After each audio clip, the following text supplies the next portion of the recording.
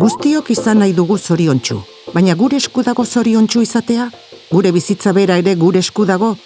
Besteak beste, bi galdera horiek uztartzen eta erantzuten dituen sistema filosofikoa da estoizismoa.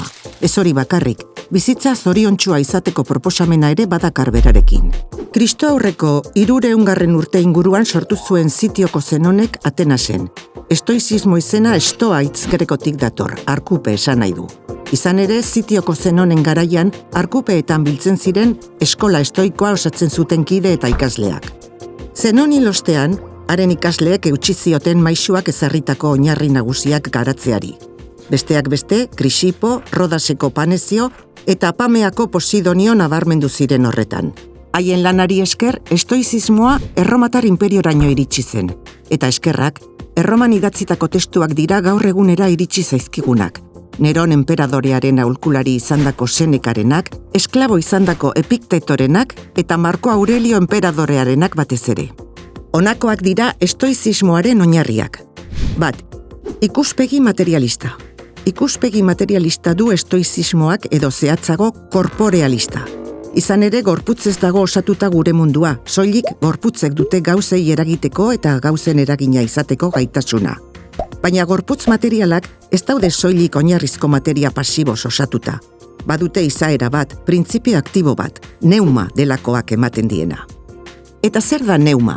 Haizea, hatsa, munduaren arima. Jainkoarekin identifika daiteke hark ematen dizkielako gauzei forma eta izaera. Horregatik dio estoizismoak mundua arrazionala dela, dena jainkoaren arimaren eta borondatearen ondorioa delako. 2. Determinismoa edo patua. Baina jainkoak erabakitzen badu, munduko gertaera guztiak daude aurrez baldintzatuta? Hala da, bai. Estoizismoaren arabera, determinismoaren edo patuaren menpe bizi gara.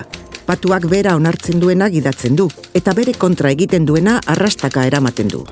Beste izakiak bezala gizakiok unibertsoaren barruko atalak garen neurrian, unibertsoaren bilakaera arrazionalaren prozesuan parte hartzen dugu. Kausa efektuzko bilakaera hori patua edo halabeharra da. Zentzu horretan naturak, gizakiok barne, helburu batu eta ezin da hortik desbideratu. Hau da munduko izaki guztiak patuaren menpe gaude. Baina gizakion etorkizuna idatzita badago, nola salbatu askatasuna? Zer leku uzten dio halabeharrak etikari? Gizaki pasibo bihurtu gaitu patuak? Ez. Gure ekintzak aurrez zehaztuta badaude ere, guk gauzatzen ditugu eragile aktiboak gara. Era berean, gure ekintzak determinismoak bultzatzen baditu ere, banakoaren ezaugarri psikologikoak eta izaera ere kontuan hartu behar dira. Azken finean, gurea da ekintza ona burutzeko ardura. 3. Bertutea. Ezagutzaren bidez, lortzen dugu gizakiok ardura morala edukitzea eta ekintzak egoki ebaluatu ahal izatea. Estoikoen ustez hori da bertutea, ezagutzan oinarrituta ekintza onak egiteko erabakia hartzea. Gizakiarentzako bertutea da berez ona den gauza bakarra.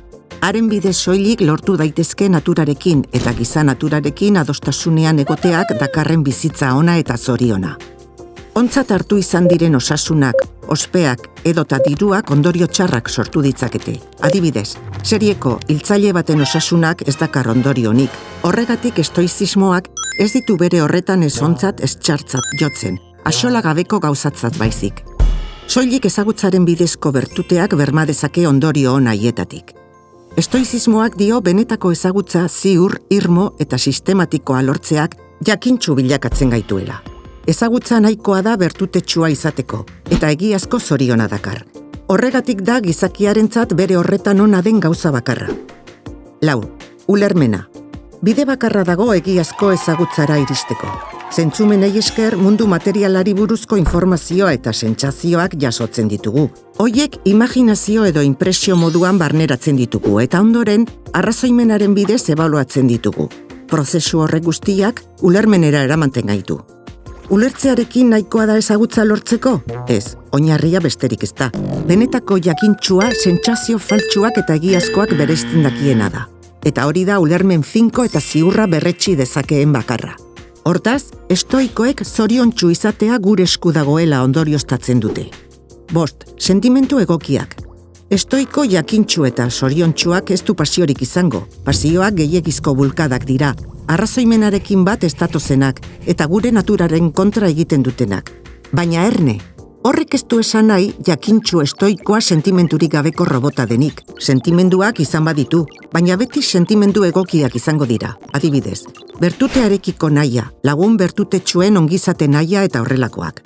Jainkoaren arrazoimenak gertakari guztiak aldez aurretik zehazten baditu, argi dago ezer gutxi aldatu dezakegula gizakiok. Beraz, hau da gure eginkizuna. Arrazoimenaren bidez hori jakitea, onartzea eta dagokiguna egitea gogo honez. Gertakariak ezin dira aldatu, baina gure jarrera bai. Azken finean, ba aldu zentzurik aldatu ezin ditugun gauzen kontra jotzeak. Ongi bizitzea ez alda gure patuarekin bakeak egitea eta ura onartzea. Estoikoen ustez, alda ezina denarekin kezkatu eta haserretzeak egiten gaitu gizakiak zori gaiztoko. Baina hau ez da teoria bakarrik. Adibide zehatzak ere baditugu, estoikoek bere patua zein puntutaraino onartzen zuten erakusten diguten adibideak. Lehen aipatu dugun Senekak, Neron enperadoreak bere aurka konspiratzeagatik ezarritako heriotza zigorraren berri izan zuenean, imintzia handirik gabe onartu zuen eta bere buruaz beste egin. Munduaren nahia betetzea erabaki zuen beraz. 6. Kosmopolitismoa.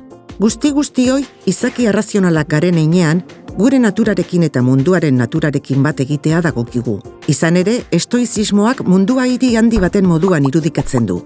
Ikuspuntu horren arabera ez dago arraza edo hiritartasunarekin lotutako gizakien arteko desberdintasunik. Natura bera partekatzen dugu. Natura horri berezkoa zaio gizakion arteko kooperazioa eta elkarbizitza, munduaren osotasunaren atal bat garelako. Horregatik diote gizaki bertutetsuak ez duela ahaztu behar gainerakoen ongizatean eragiteko ahalmena dugula. Estoikoek kosmopolitismoa defendatzen dute. Kosmosen legeak jarraitu behar ditugun heinean, munduko hiritarrak gara gizakiok. Estoizismoak zoriontsu bizitzeko gida eskaintzen digu, proposamen zehatz eta argi batekin. Ulermen egiazkoak eta faltsuak antzematen jakin eta emozio egoki eta desegokiak bereizi, ez da besterik behar.